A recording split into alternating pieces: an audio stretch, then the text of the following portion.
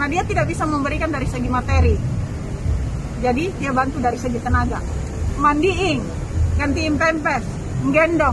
Apakah itu bukan bantuan namanya? Gaga Muhammad memandikan hingga gantikan popok Laura Anna.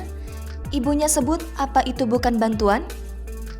Ibunda Gaga Muhammad, Janaria, ikut hadir dalam penyerahan memori banding putranya di Pengadilan Negeri Jakarta Timur, Selasa 8 Februari 2022.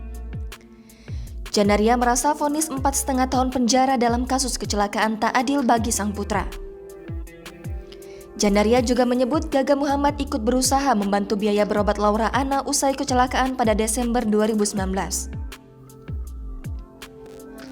Meski Gaga pribadi tidak bisa memberi uang untuk berobat, namun dia disebut mengajak teman-teman Laura untuk membuat donasi.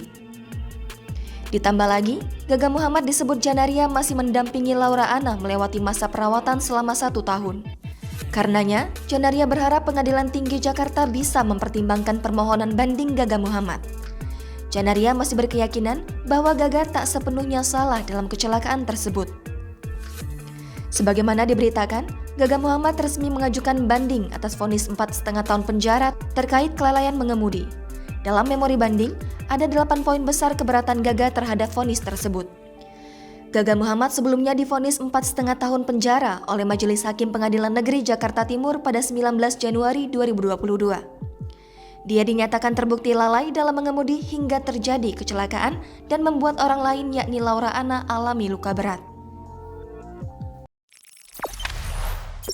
Jangan lupa subscribe, share, komen, dan like ya!